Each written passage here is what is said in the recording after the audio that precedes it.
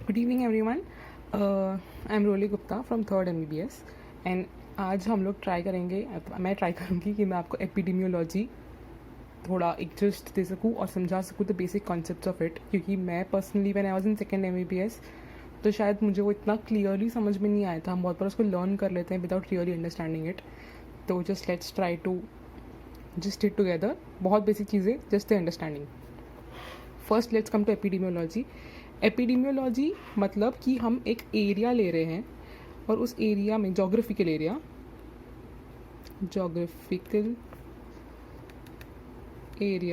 और उस एरिया की पब्लिक ग्रुप्स और इंडिविजुअल, उस एरिया की पब्लिक की ग्रुप या इंडिविजुअल हैबिट स्टडी कर रहे हैं। ठीक है, that is study of people in a geographical area.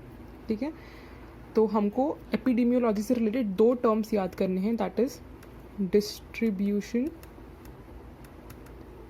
And determinants. हम जब भी कोई स्टडी करते हैं, सपोज कोई मेडिकल स्टडी कर रहे हैं, तो हम इस बेसिस पे करते हैं कि सपोज एक डिसीज़ है तो उसका क्या प्रेवलेंस है या उसका क्या कॉज है, तो उसका distribution in the geographical area और उसके determinants, what are causing it, what habits are causing it या what it is leading to. तो डिस्ट्रीब्यूशन एंड डिटर्मिनेंट्स, ये दो वर्ड्स हैं जो हमको एपिडेमियोलॉजी अगर कोई पूछता है या कुछ बोलता है तो ये दो वर्ड्स हमको याद आने चाहिए। सेकेंड, ये जो मैंने लिखे हैं यहाँ पे, meta analysis, RCT, cohort, case control, cross sectional, these are in the order of their acceptance and validity. मतलब if you have done a meta analysis of a study, it is considered मतलब properly done, तो it is considered more better than a cross sectional study. I hope you get it. तो we'll take one by one and meta analysis से start करते हैं। इन meta analysis हम लोग क्या करते हैं कि एक एरिया, सपोज हम लोग गोंदिया की बात कर रहे हैं, तो एक एरिया में कभी भी एक स्टडी हो रही है तो एक स्टडी नहीं होती है ना। मैं सपोज फॉर एग्जांपल मैं स्टडी कर रही हूँ अबाउट डायबिटिक्स इन गोंदिया, और ये एग्जांपल्स मैं पता नहीं कैसे सडनली खुद क्रिएट कर पा रही हूँ, because I think I have an understanding about the topic.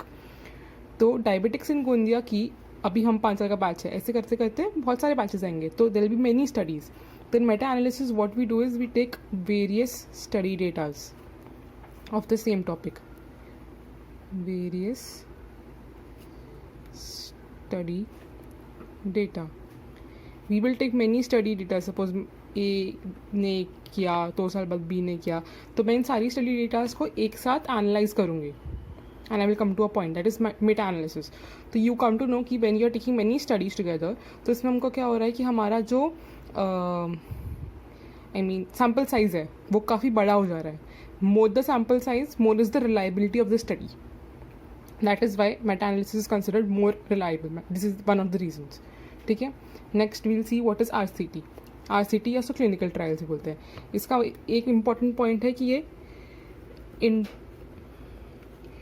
Interventional study है. इंटरवेंशनल स्टडी का क्या मतलब होगा कि we can intervene in the study. बाकी जो स्टडीज़ है they are occurring and we are seeing the course forwards और बैकवर्ड्स, वो हम आगे डिस्कस करेंगे. बट इन RCT या क्लिनिकल ट्रायल्स हम इंटरवीन कर सकते हैं by a drug, by a change in habit, ऐसा करके. ठीक है. तो there are 2 types of randomised. RCT stands for randomised clinical trials. There are 2 types, parallel and cross sectional. Now ये बहुत सिंपल चीज़ है. अगर parallel suppose we take a group A and a group B, ठीक है, हमने clinical trial किया, दोनों में हमने स्टडी कर लिया, किया इसमें भी किया, फिर A और B. क्रॉस सेक्शन में क्या कर रहे हैं, पहले हम A और B, सपोज A और B को मैंने एक स्टडी की, फिर मैंने उनको गैप दिया, उनको एक ड्रग दिया, फिर मैंने उनको क्रॉस कर दिया, मतलब फिर नेक्स्ट टाइम मैंने after the effect is gonna be को वो ड्रग दिया और फिर ए को वो ड्रग दिया. मतलब sorry, let's take it again. A और बी है, यहाँ पर मैंने पहले ए को ड्रग दिया, बी को नहीं दिया, तो B is the control.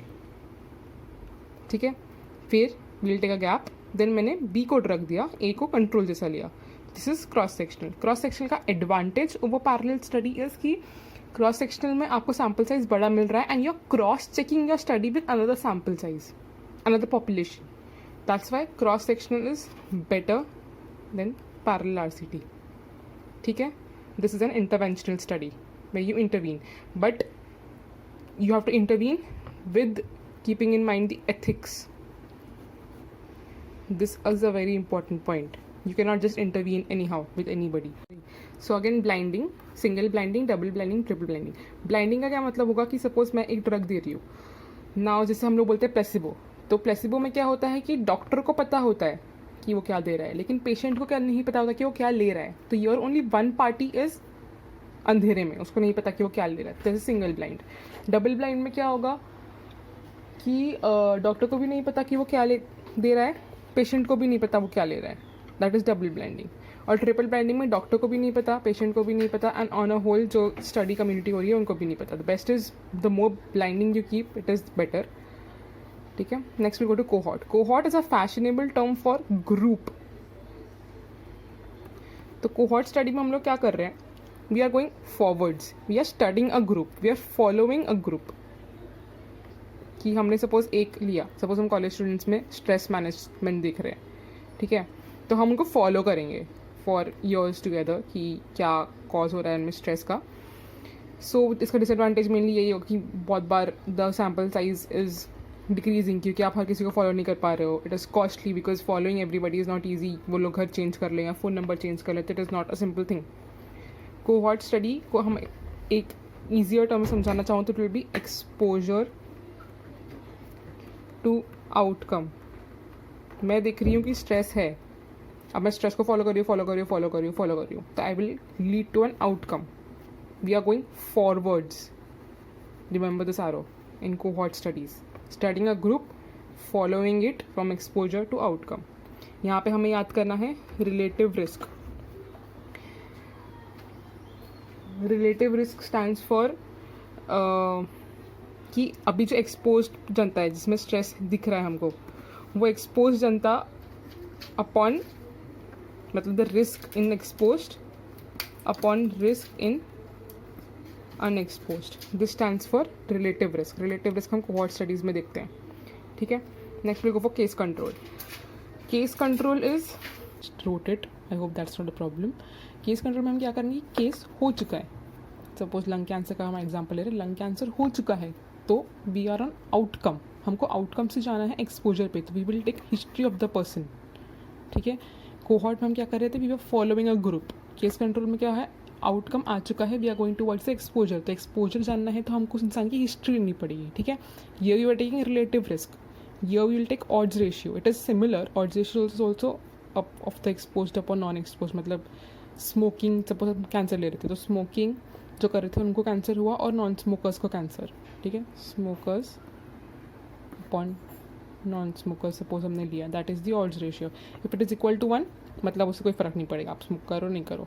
If it is more than 1 मतलब स्मोकर्स को ज़्यादा हो रहा है, मतलब फ़र्क पड़ रहा है. लेस देन 1 तो नॉन स्मोकर्स को हो रहा है. ठीक है, it goes like that. Remember odds ratio is an important factor for case control. Again cohort group को फॉलो कर रहे हैं हम लोग, जा रहे हैं फ्रॉम एक्सपोजर टू आउटकम. ठीक है, हम अभी they are exposed, will know what is the outcome. Case control में केस हो चुका है, we are going backwards. They have been diseased, we are going to take their history and know कि क्यों हुआ, क्या एक्सपोजर था, outcome to exposure. Last one is cross sectional. Cross section is a snapshot लेते हैं हम. Snapshot मतलब present में क्या प्रेवलेंस क्या है.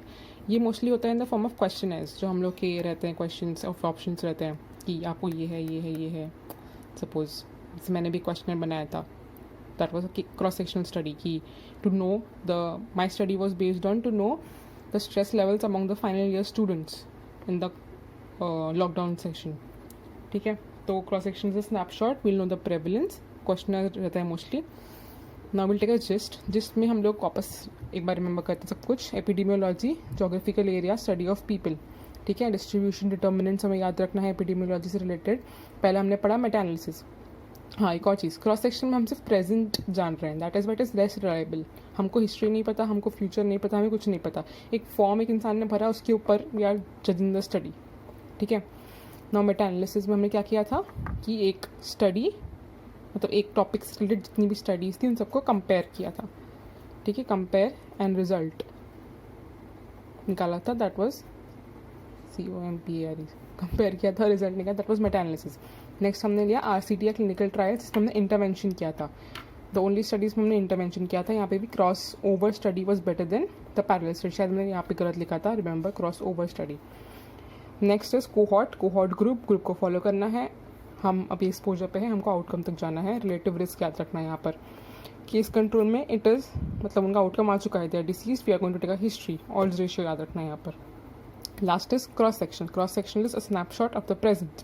जिस्ट में हम क्या करेंगे, suppose this box is telling you the future, the present, तो हम लोग आगे जा रहे हैं फ्यूचर में, तो फ्यूचर इंटरवेंशन देने के बाद क्या होगा, दैट इज़ फ्यूचर, तो RCT इज फ्यूचर, ठीक है।